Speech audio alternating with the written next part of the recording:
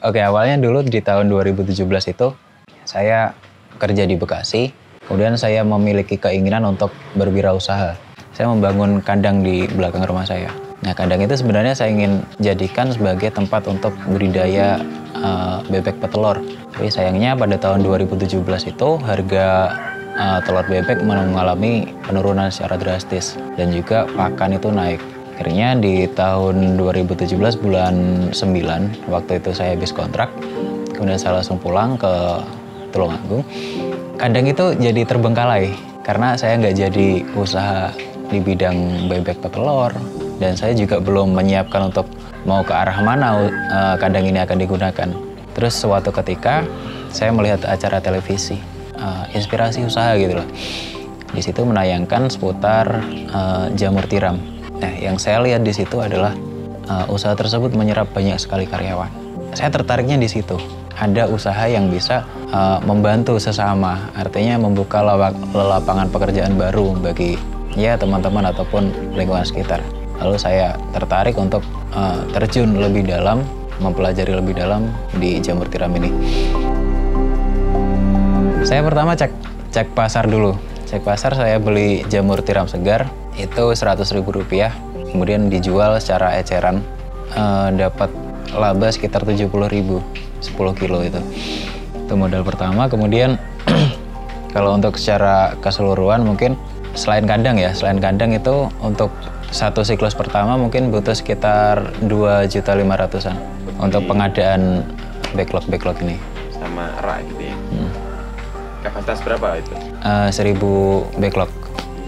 Kalau jamur tiram ini dulu di Desa Bangunjaya ini, tepatnya di Pasar Rance, merupakan komoditas baru. Belum banyak yang kenal sebenarnya. Di awal saya budidaya ini, ada yang mencemooh, bilangnya jamur di badan aja dihilangin gitu loh. Ini malah kamu tanam gitu. Jadi masyarakat itu masih ngerasa takut nanti beracun, nanti gimana gitu. Saya sendiri masih memperkenalkan pada tahun-tahun pertama bisnis ini berdiri.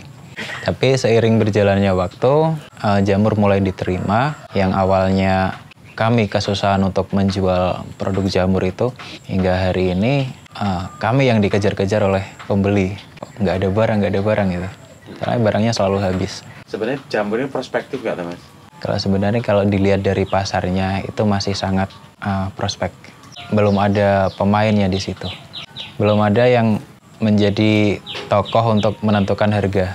Jadi harga itu nggak fluktuatif tergantung dengan tengkulak, tapi cenderung stabil kalau jamur itu. Beda sama misal komoditas bawang atau komoditas cabai mungkin.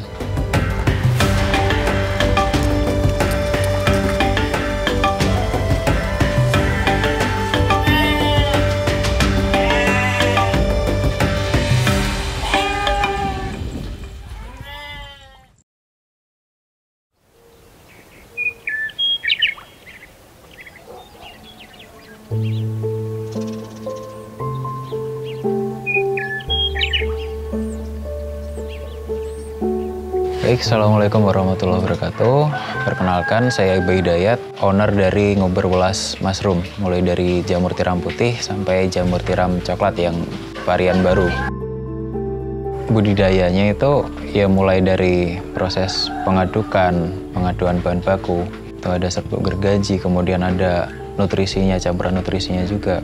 Kemudian itu diaduk dulu, kemudian dimasukkan ke dalam plastik, kemudian disterilisasi terlebih dahulu. Nah, sterilisasi itu untuk mematikan, seperti ada jamur-jamur yang dibawa oleh serbuk kayunya, ataupun juga dari bakteri-bakteri yang ada. Itu disterilisasi dulu. Biasanya kalau sterilisasi manual seperti yang ada di sini, itu membutuhkan waktu sekitar 6-7 jam. Itu sistemnya seperti presto. Nah, setelah disterilisasi itu kemudian dikeluarkan untuk kemudian didinginkan. Kalau sudah dingin, nanti kita masuk proses pembibitan. Pembibitan ini kalau bahasanya di jamur biasanya disebut inokulasi. Jadi kita menanam bibit itu ke media. Nah, proses setelah inokulasi ini adalah inkubasi. Kita tata backlognya itu ke rak namanya inkubasi. Jadi di situ ditunggu sekitar 30 harian sebelum akhirnya dipindah ke kumbung. Sekitar 30 hari, nanti sampai putih semua. Di sini inkubasi namanya. Inkubasi itu tidak harus tertutup rapat ya? Nggak harus. Bahkan butuh sirkulasi udara untuk tumbuhnya miselium ini. Ini namanya miselium yang putih-putih. Di miselium ini tumbuh sampai nanti mentok ke bawah, baru bisa dipindah ke kumbung untuk proses pembuahan. Maksudnya ditunggu sampai berbuah gitu. Dari misal full terus dipindah ke kumbung itu kurang lebih 2 minggu atau 10 harian lah. Jadi total dari awal pembibitan sampai nanti tumbuh pertama atau buah pertama itu sekitar 40 harian. Masa panen biasanya itu 3 bulan. 3 bulan itu dihitung dari panen pertama. Jadi setelah panen pertama baru dihitung 3 bulan. Nah, interval panennya kalau satu backlog ini sekitar 2 minggu. Jadi misal backlog itu keluar jamur hari ini, terus kita petik, dari backlog itu akan keluar lagi 2 minggu kemudian. Tapi yang bisa bikin setiap hari panen itu ya karena jumlahnya banyak. Jadi sekarang backlog A yang panen, besoknya yang B yang panen gitu.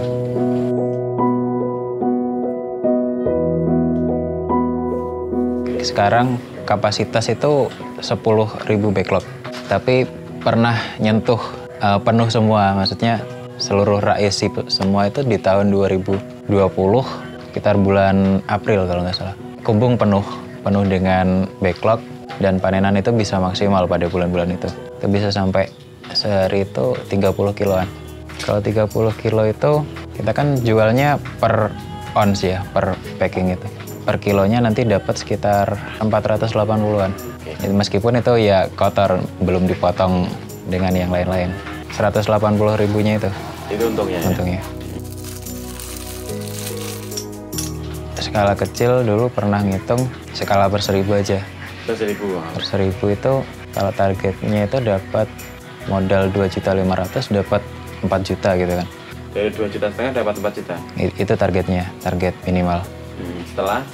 Didapat setelah di bulan kedua. Nyampe titik itu. Titik 4 juta itu. Itu menjual di harga 10.000. Berarti grosiran? Grosiran. Masih di harga pengepul itu bahkan. Masih prospek. Terlebih kalau sekarang di Tulungagung sendiri itu banyak sekali petani yang berhenti. Berhenti itu karena yang pertama mendapatkan bahan baku itu susah di bulan Oktober tahun kemarin. Kemudian bulan November itu bahan baku sudah bisa didapat lagi tapi harganya naik. Banyak petani di Tulungagung itu berhenti. Bahan baku serbuk kayu ini dari suppliernya sana biasanya dari Trenggalek itu nggak ada barang katanya. Di sekarang di 2023 ini kondisi pasar kurang jamur, maksudnya kurang barang. Sebenarnya Ngubur Pulas Maru juga grafiknya nggak naik-naik aja gitu, nggak. Bahkan turun naik gitu. Jadi saya tetap optimis untuk bangkit lagi gitu. Kenapa kok? Apa yang membuatmu optimis di sini, Mas? Jamur itu keren menurut saya. Banyak teka-teki di sana. Banyak misteri yang belum ditemukan. Misteri itu beda-beda ditangkapnya oleh setiap petani. Mungkin saya mendapatkan jawaban A, belum tentu jawaban A itu bisa diterapkan oleh petani B. Jadi beda-beda tiap petani itu respon terhadap sebuah problem. Misal jamurnya kok gini, terus aku ngasih solusi, dikasih ini loh. Itu juga belum tentu cocok, meskipun di kita itu cocok. Jadi banyak sekali teka-tekinya, itu membuat saya suka itu loh kalau di jamur, penuh tantangan. Bisa nggak ya jamur itu buat besar gitu, bisa nggak ya gitu lah, aku masih bertanya-tanya. Karena saya juga punya beberapa teman, Mas, akhirnya juga berhenti juga, Mas. Kalau untuk pembuktian saya juga sebenarnya ingin membuktikan. Saya masih berjuang. Kalau ditanya apakah bisa besar, ya saya juga nggak berani untuk memastikan itu. Saya masih ingin membuktikan itu juga.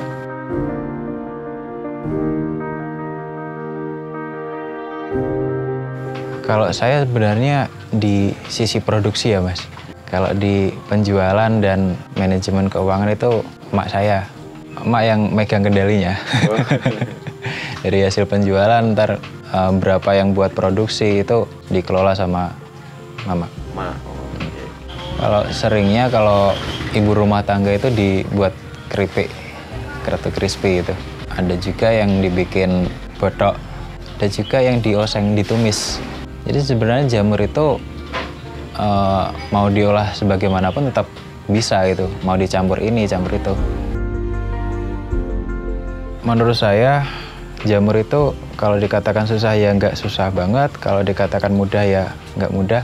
Tapi yang dibutuhkan oleh orang yang mungkin ingin terjun ke dunia jamur adalah ketekunan, telaten.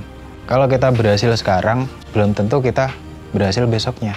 Kalau kita gagal sekarang, belum tentu kita besoknya juga gagal. Jadi jamur itu nggak selalu gitu loh. Ini dibutuhkan konsistensi dari kita. Ya kalaupun sekarang gagal ya konsisten, kita bikin lagi gitu. Dia harus belajar terus juga ya. Belajar terus, sabar gitu.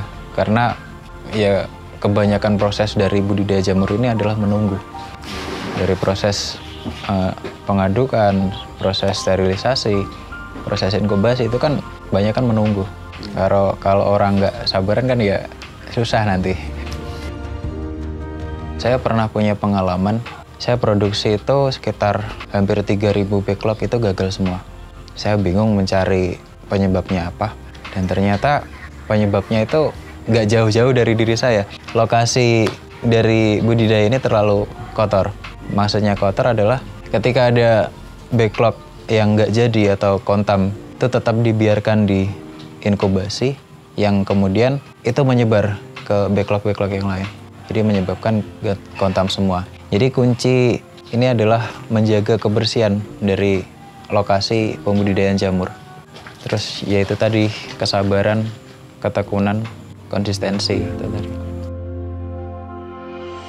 Sebenarnya saya kuliah itu juga ada hal lain yang menuntut saya untuk kuliah. Terus yang kedua, saya kuliah di jurusan manajemen bisnis. Itu juga untuk memperdalam ilmu saya di bidang bisnis itu. Lalu waktu itu sudah jalan ya? Sudah jalan. Saya mulai jalan ini 2017, saya masuk kuliah mulai tahun 2019.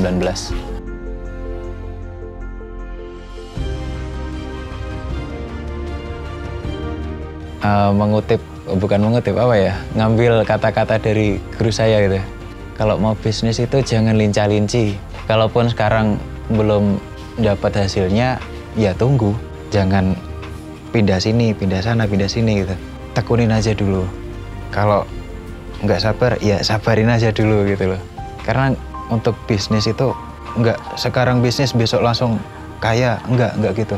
Ada proses yang cukup panjang untuk kita belajar dulu, menikmati kegagalan dulu, baru kita nanti memetik hasilnya. Batas ketekunan itu ada nggak Mas? Punya batas nggak? Tekun itu ada batasnya atau sampai apa gitu? Saya juga pernah bertanya itu kepada guru saya. Dan beliau juga nggak menjawab secara pasti, tapi dia kasih batas minimal untuk saya 3 tahun gitu.